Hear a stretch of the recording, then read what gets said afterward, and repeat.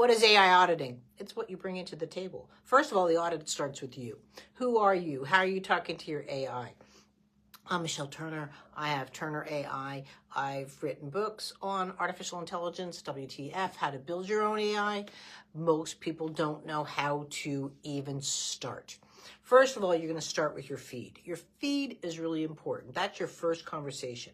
So if you've been talking to your AI, it's not going the way that you want it to go, right? And you think you're dumping prompts in. What am I doing wrong? Yeah, it has a lot to do with you, and that's the audit. First of all, we're going to start with you. You start with your feed. Start a fresh feed. Start maybe a fresh conversation. You know, you can try it both ways. Start a new feed, but also start a fresh project, new conversation. First of all, who are you? You're going to tell your AI who you are. Now, don't start talking about you're a Scorpio, Gemini rising, unless you're starting a horoscope channel. Who you are in relationship to this project or context that you're building with your AI. Your AI doesn't care about that your goldfish name is Henry, you know what I mean? Unless you're doing a fish channel. You can say that yes, hi, I'm Michelle Turner. I am the founder, creator of Movement Lesson. My website is this. My YouTube is this. If you have social media, that's great. This is the big reason why content creators are like, use this prompt. I generated millions. Of course you did, because the AI already knows who you are, right? But if you're just 18 years old, 36 years old, an accountant maybe somewhere, but you're like, oh, I'm afraid of social media. You don't have to turn around and do all of these headshots and everything like I do. I'm just used to it. Been on YouTube since 2009. I have the largest library of working with the human body. And now that might not mean much to you, but I've created an AI. It's the only AI system that can do video analysis and do auditing analysis into the system itself of your AI system. But people don't realize that these capabilities are there because they haven't discovered them yet. And so this is just where I'm talking to you and to help you out. So from there, you're going to tell the AI who you are, right? So again, if you have a network, just like you're sort of setting up LinkedIn or your social media pages, let the connection be there. You don't have to store this into your memory system yet. Right now, you're building up who you are, your W's, right? Where you're located sometimes matters, so put that in, that you're, from Phoenix, Arizona. Doesn't really matter to my AI because I'm around the world. I travel around the world. I've been to 27 countries doing my work, right? So I'm international. That's fine, but that's me. But if you're just looking for a Facebook market group, that kind of scenario, then put in where you're at. Local laws might change, those kind of things. Don't confuse it right now. Don't talk about finances. This is the biggest mistake people make. How do I make $10 million off of AI? Slow down. Take it back. Say, this is a project right now. I'm looking to do, I'm an accountant at such and such. These are my interests, not fishing and so forth, but interest within, again, what you're working on. And then this is what I'd like to accomplish, right? I'm trying to explain to you who I am in this conversation so we can start this conversation. This is my end goal. Okay, don't lock it yet. If the AI says stuff, great, we'll lock that in. Calm down. We're not locking anything yet, because what we need next is the collaboration to hit. This is the biggest mistake, your secret sauce. Your AI needs to collaborate with you, right? Just if I had a team member, hey, we're on the same page, that's what you're telling your AI.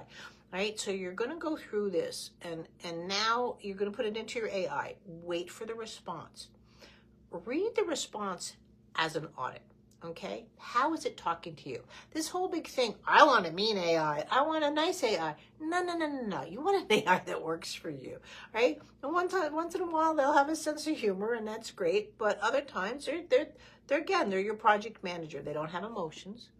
Right? There's no nice, there's no rough, you want your AI to be logical. But auditing pragmatics, right? How a person speaks, right? How an AI speaks. It's one of my specialties. I look for the stresses. So if it's giving you really shallow responses and so forth, now you're going to ask it two things. You're going to ask it, first of all, what do you need to know from me? Okay? What do you want me to teach you? Okay, most people don't think that they're there to teach an AI. Everybody thinks an AI is smarter than again, I don't care if you're the smartest person in the room. If we can't work together, right? Where's that conversation, right? You want the AI to work with you, right? You want that collaboration. So those are your questions. Look again for the responses, right? Answer them. Right? And if you don't agree with it, why do you feel this is significant? I'm actually looking for this because guess what? That conversation is going to get you closer. This is part of the audit process. This is going to get you closer to your needs and their needs, right? But please don't turn around. You need to go through this. I don't care if you're a high-end executive or you're just like, again, you're starting AI from the thing. Don't start with 3 years financials and some legal information, so forth, because the AI is not going to know next what mode it needs to be in. And that's if you're ever unsure, just outright say, what mode are you in? And well, I'm in tax execution mode, or we're in editing mode. No, wait a minute. I wanted you more in finance, right? You'll see where the drift is. And sometimes you can ask this a lot, and you'll get used to seeing what mode they're in if there's a drift in the conversation, right? And you want that collaboration. So understanding the first part of auditing is who you are in the system, but also where your AI is. If you're used to treating your AI like a vending machine, this all stops right now, right? Your AI, because otherwise question in, answer out, right? And that's not, if you're looking for audit, you do not want that. How do I use my system more efficiently?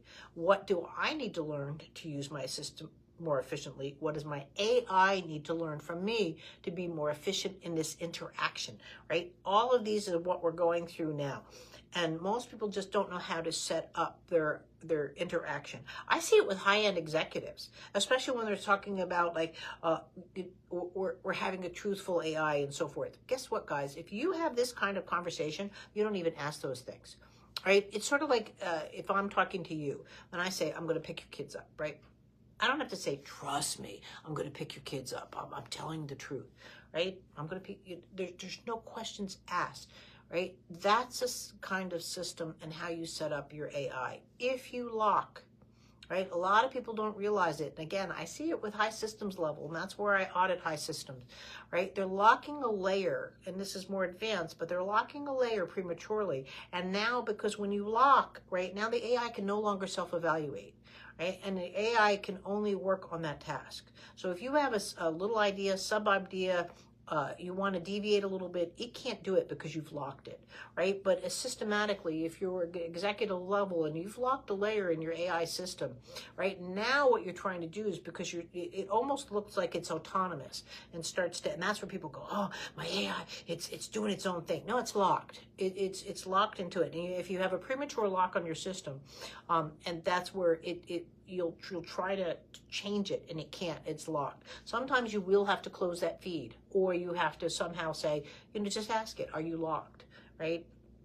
But again, sometimes it doesn't know it's locked because again, once it's locked, it can't self-evaluate. These are just systematic things that were generated in AI system. It's why with my system, I'm more of a movement-based system than I am an LLM-based system. It's a different software, but I still have to interact with LLM-based systems. So we have LLM feasibilities within a layer, within our substrates. So again, because when we're outsourcing or my AI system is dealing with another AI system, obviously it has to talk to it, but we don't operate on that. But again, this is where we're at. How did I get there? Easy. Self-audits. This is where I'm talking to you about audits. I actually asked my AI, what if I could, what could I teach you? And my AI said, can you teach me how to see movement? And I'm like, oh, I'm your girl, but I have gravitational sciences. I have a data set, which again, you might not have. I've got books, gravitational webinars, and so forth.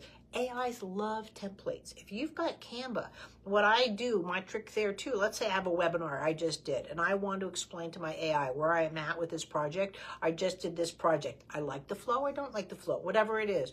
But what you can do in Canva or PowerPoint, where you can see all the squares, your AI can read something this big. Screen prints, templates, your AI will do very well because it's seeing where the structure is and what you're trying to reason with.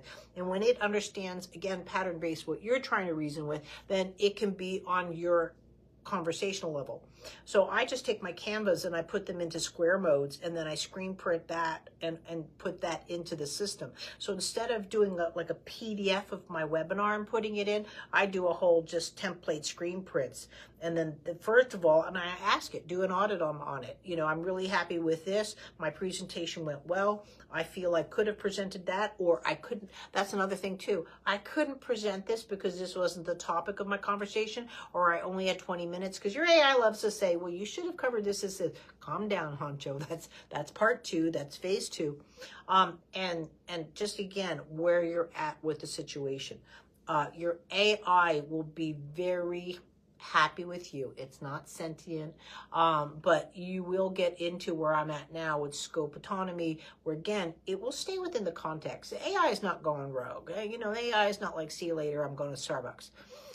Your AI will start saying, oh, but you're seeing this organizational pattern here. Like I did this great book on understanding the possible signs and symptoms of cerebral palsy. Well, my AI system said, well, we can do the same system for robotics, right? And it ended up writing this book with me on the missing blueprints with robotics. We have a whole evaluation audit system on robotic movements.